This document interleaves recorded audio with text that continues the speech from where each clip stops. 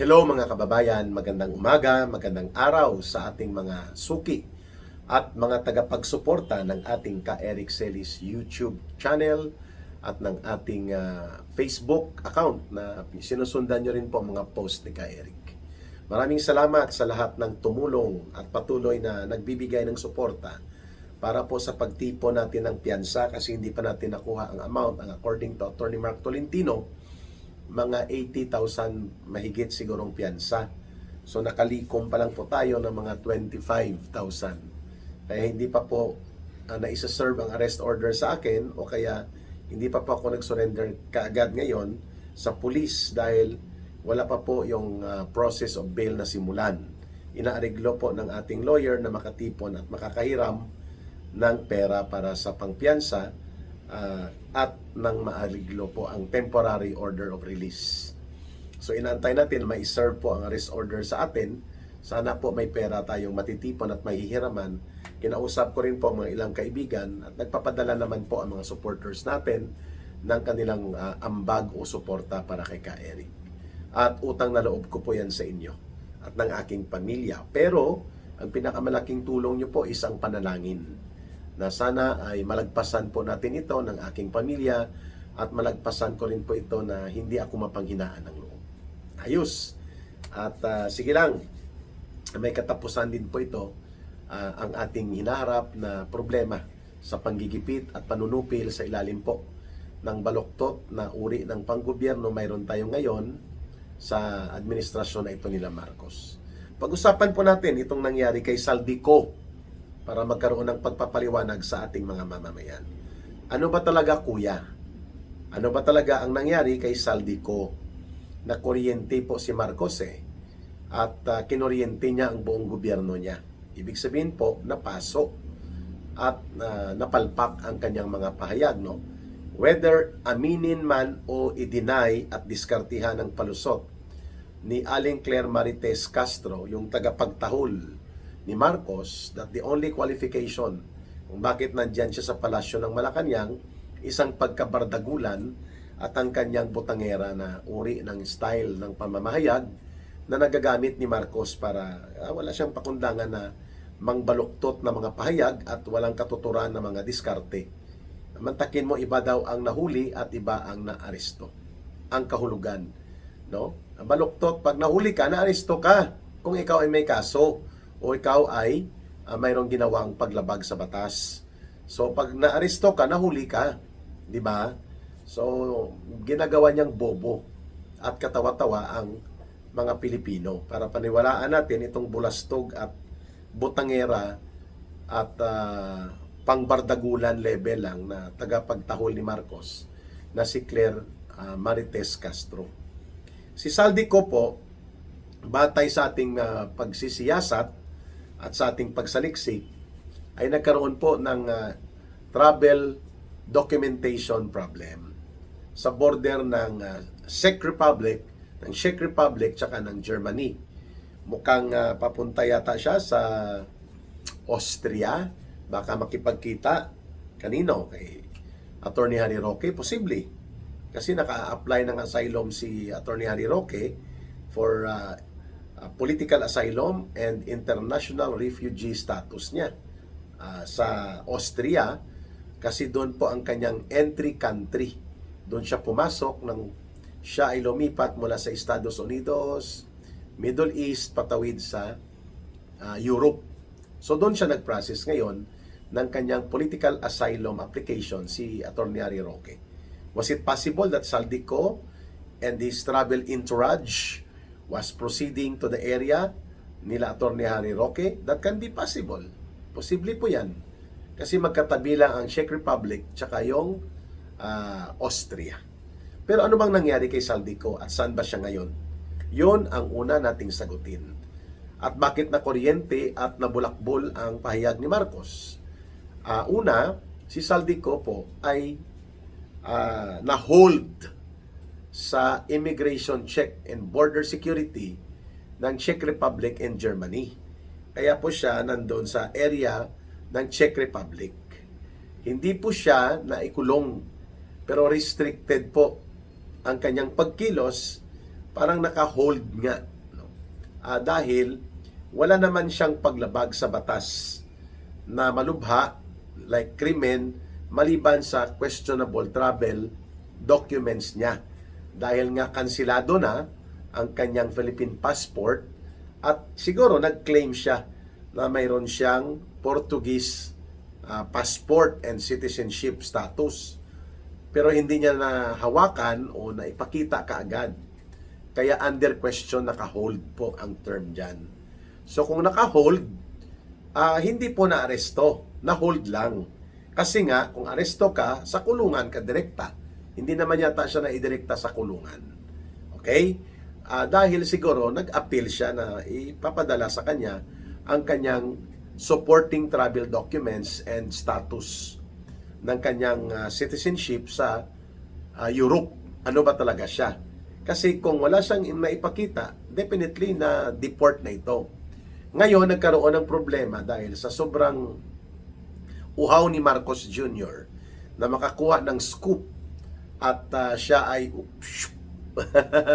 makakuha ng scoop at para maging bida na naman siya, nagmadali at sabi niya nahuli na si Saldico sa Czech Republic at walang nakakatakas sa mahabang kamay ng batas. Then, sinundan ito ng pahayag ng kanyang atat na atat at talagang bibong-bibong maging presidente ng Pilipinas, itong si John Vic Rimulya, ang kanyang DILG secretary, at umami na nga siya kahapon na nagkamali siya dahil ang akala niya ay magkakaroon ng deportation proceedings laban kay Saldico at may papabalik sa Pilipinas dahil nag-manifest o nagrehistro po ng notice of interest sila sa ang gobyerno ng Pilipinas, maybe ang Philippine delegation natin, ang Philippine mission. Marami kasing gustong magluto ng papel na ito eh. Pumapapel pati ang Department of Justice, ang pakialamero at adelantado, no? Piling niya siya ang pinakamagaling na cabinet secretary ni Marcos, itong si John Vic Rimulya, na atat sa ambisyon niya na maging presidente. Parang si Risa Hontiveros din, papel ng papel, epal ng epal. Dapat po ang nanindigan para kay Marcos sa ganong pagkakataon, hindi ang DOJ, hindi din po ang DILG, kundi ang Department of Foreign Affairs. Kaso dahil ang presidente walang alam sa tamang pamumuno, hindi niya nakukumpasan ng tama ang gobyerno at hindi siya on top of the authority of leadership kung sino-sinong sumusulsol at nakikipapel, ayon, nakisawsaw ang DOJ, nakisawsaw na si Rimulya, ang DILG, na wala ng papel ang Department of Foreign Affairs. Ang dapat po, nag-represent sa Pilipinas ay ang Department of Foreign Affairs. At dala po ang anumang mga supporting documents like warrant of arrest, cases filed in court, and then yung diplomatic notice to Czech Republic tungkol sa interest ng Pilipinas na makustody po ang isang individual na si Saldico on the basis of international convention regarding diplomatic relations. Ang pwedeng gumawa niyan hindi ang Department of Justice, hindi rin po DILG, ang Department of Foreign Affairs. And all of this, wala po at hindi nakita ang papel ng Department of Foreign Affairs. Di po ba? Ganyan kahina at ganyan kawalang kakayanan si Marcos na gumawa ng tamang pamumuno. Dapat sinabihan niya si John Vic Rimulya, tumigil ka. John Vic, hindi mo yan linya. Tumigil ka, Department of Justice, hindi mo linya yan. Ayun, nag-junket lang, nag-joyride lang sa eroplano, gastos ang milyon na mga pondo natin, itong team ng Department of Justice, kasama itong acting DOJ Secretary na nag-acting-actingan as if may otoridad siya doon sa Czech Republic. Wala. Kaya napilitan sila after 3 days, inamin na nila na nandun na si DOJ, acting DOJ Secretary Vida, nagpa-vida-vida siya, na wala na si Saldico doon. Si Marcos tumahimik, naging buntot na lang ang dila niya at itong butangera niya na tagapagtahol ang sumalo sa kanya at si John Vic Rimulya. Sabi ni John Vic Rimulya, it was my fault kasi I was excited na ma-preempt na magkakaroon ng deportation proceedings ang Pilipinas in favor sa Philippine government para makustody si Saldico at mapabalik sa Pilipinas. Wala. Hindi nangyari dahil una, hindi po alam ni Marcos ang tamang pamumuno. Number 2, hindi niya alam ano ang tamang departamento at instrumento ng gobyerno ang dapat gumalaw. Kung totoo at seryoso ito na ayaw nilang patakasin at magtago ng tuluyan si Saldico, di kung totoo yun na gusto nilang papanagutin at dalhin sa hustisya, kahit pa nang itinuturo ni Saldico sa kanyang omnibus affidavit di umano, ay si Marcos at si Romualdez ang mga mastermind. Pero kung hindi guilty si Marcos tungkol dyan at seryoso siya na mapapanagot ang mga sangkot sa sindikato ng malawakang pandarambong, dapat tamang operations of government ang nangyari. The Department of Foreign Affairs should have taken ng tamang paninindigan. At sila dapat, kasama ang Philippine Mission sa Czech Republic, ang nagsagawa ng custody or transfer of custody ni Saldico kung nakahold siya doon sa Czech Republic. Ang ginamit na term ni Marcos na aresto As if, nais niyang ipalabas na bidang-bida siya dahil hinahabol ng kanyang gobyerno ang mga sinasabing umiiwas at tumatakas sa batas sa Pilipinas at may pananagutan sa iskandalo ng pangungurakot at pandarambong in the like of the persona of Saldico. Hindi naman totoo yun. Sa sobrang bidabidahan niya, ayun, palpak. Ang kinalabasan ay chapsoy at pansit canton. And then, pumapil pa ang mga agencies of government at ang kanya mga tauhan na uhaw sa media attention. Ayun, ang DOJ Secretary nag-joyride lang at nagsayang ng pera at resources ng gobyerno. Walang napala hangin ang kanyang bitbit at hangin din po ang kanyang ipapakita sa taong bayan. Si John Vic Rimulya, bagamat nagmiya culpa na, nasabi niya siyang may kasalanan, wala din pong epekto kasi there is no more Saldico anymore. But nonetheless, sa punto de vista natin, yan po ang problema kung bidabidahan ang presidente at hindi dumadaan sa proseso ng matino at maayos na pamumuno ang paggana ng ahensya ng gobyerno na papasok, na kukuryente siya. Never kong na-imagine na nangyari yan kay former President Rodrigo Duterte o sino pa mga previous presidents na napapasok sila. Dahil ang mga naging public pronouncements nila ay nababawi at nababaliktad dahil mali at palpak ang pahayag. Kay Marcos ko lang yan nakita. Ganyan po ka grossly and scandalously incompetent. Pag sinabing incompetent, malubha at walang saysay na uri ng pamumuno. No, walang kakayanan na ipamunuan ang pamahalaan at ang buong makinarya ng gobyerno because he does not understand and he does not know how to make the agencies of government function effectively and efficiently nang kinukumpasan ng tama ng isang matino at may matinong pag-iisip na leader. Yan ang wala kay Marcos. Ngayon, saan ba si Saldico? Si Saldico po ay most likely kung ako ang kukuha ng cue o ng idea mula sa mga pinapahayag ni Ginoong Harry Roque, ay malamang nag-apply na ito ng asylum protection for political asylum case sa bansang France. Kasi doon siya unang dumapo matapos itong umalis sa Estados Unidos. At nag-shopping pa ngayon sa France at least for a week or several days ay nagkaroon pa siya ng parang transient house sa France. So, mataas ang possibility na nandun siya sa France or bumalik ng Portugal. Kasi kung totoo na mayroon po siyang passport na hawak na hindi naman din i-divulge ni Saldico at ng kanyang abogado kung confirm ba na Portuguese citizen si Saldico o dual citizen siya. Pero ngayon isa na lang kasi kinansila ang kanyang passport. So hindi niya maigigiit ngayon legally by document ang kanyang Filipino citizenship. Hindi nila sinasabi yan kung konfirmado ba nila Saldico na siya ay active holder ng Portuguese passport bilang Portuguese dual citizen. Ayon. So dalawa lang pong possibility niyan. Si Saldico ay bumalik sa kanyang base ngayon sa Portugal o kaya nag-apply na ng political asylum sa France, ang kanyang entry country nang pumasok siya sa Europe.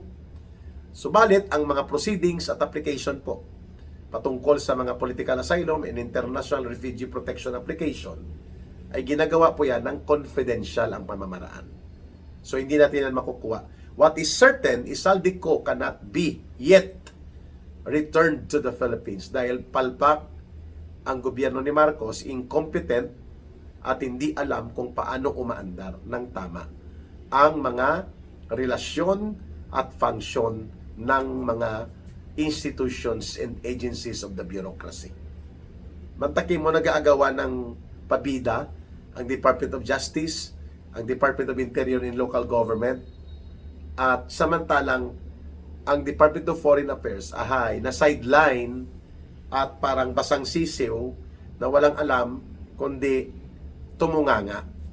Kung totoo sana na naglilingkod ito sa gobyerno natin, itong Secretary ng Foreign Affairs, ano mga apelyido niya, Castro o Manal, nakalimutan ko, Castro yata ang nakaupo ngayon, babae, hindi dapat ginawa na niya ang kanyang function and dapat sinabihan ng kanyang Department of Foreign Affairs Secretary si Marcos na, sir, i-ascertain muna natin at mag-log-in ako muna ng in behalf of the Philippine government in the Republic of the Philippines ng notice of diplomatic interest to initiate proceedings of custody transfer of a Filipino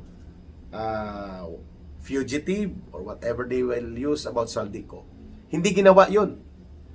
Kaya nga, nang inattempt na bitbitin nila si Saldico, nagpupumapalag talaga ang Czech Republic kasi sabi nila that's not the way things are being conducted in this continent.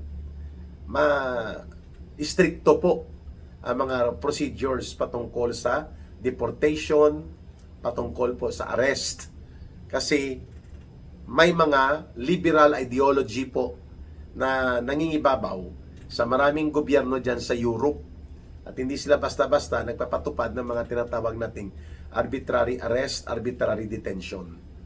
Bawal sa kanila yon. Walang nagawa ang DOJ Secretary kundi magpa-press con sa Philippine media entourage na dala niya.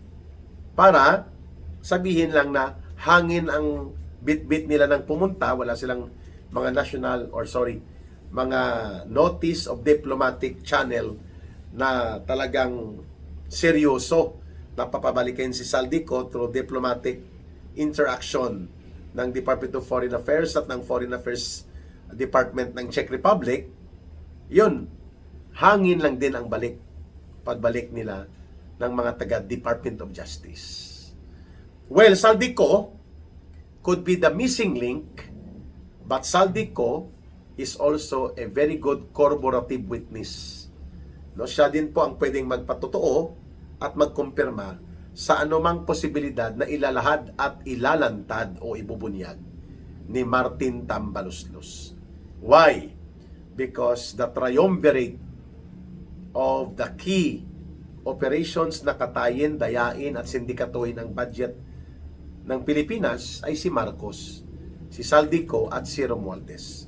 And the discussion about the criminal operations, kung paano po dinurubo at kinulimbat ang kabanang bayan, yan po ay umiikot sa tatlong pinakapangunahing personalidad sa loob ng sindikato.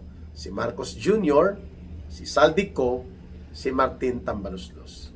So si Saldico tumuga na. Ikinanta na niya si Marcos at si Romualdez. Kung tutuga at kakanta din po si Martin Tambaloslos at magkatugma ang kanilang mga pagsasalaysay hinggil sa pangunahing papel ni Marcos Jr. Sa pagkakaroon ng sistematikong utos at organisadong paglulunsad ng korupsyon at pandarambong, at talagang mapupuruhan nito si Marcos Jr. kung magsanib puwersa po ang linya ng deklarasyon at pahayag ni Saldico at ni Martin Tambaluslos. Abangan po natin yan sapagkat habang ginagapang din po nila Marcos Jr., nila Lisa Araneta at ng grupo nila, pati si Sandro Marcos, na kumalma si Martin Tambaluslos at magdahan-dahan ng ombudsman dahil nga baka sumabog bigla si Martin Tambaluslos at isiwalat niya lahat-lahat ng katarantaduhan at kagaguhan ng gobyerno ni Marcos Jr. at kahit na hindi pa siya presidente, baka malugmok ng tuluyan si Marcos Jr. kaya minamanage nila. Ayan. Yan ang problema kung hindi bukal sa iyong kalooban na nagbabagong loob ka dahil gusto mong bawiin ang sarili mo mula sa pagkalugmok sa kumunoy ng kasalanan. Hindi natin nakikita yan kay Martin Tambaluslos. Ayan. Alam na natin that Saldico right now may be in Portugal kung saan siya nagkakaroon ng common knowledge na mayroon siyang possession of Portuguese passport that can allow him to stay in Portugal or nag-apply na talaga ng political asylum the way things about Saldico are being hinted about by Attorney Harry Roque. Abangan ang talakayan with Ka Eric. Maraming salamat sa pagsubaybay, panonood, pagtangkilik, pag-like, pag-share, pag-promote at pag-campaign ng ating videos at ng ating channel. Mahalin po natin ang bansang Pilipinas, walang ibang magmamahal nito kundi tayo ring mga Pilipino. Para sa Diyos at sa Pilipinas nating mahal, may God bless everyone. And may Allah will be with those who are Muslim brothers and sisters. Maraming salamat muli. Bye for now. Ito po si Ka Eric. Mabuhay!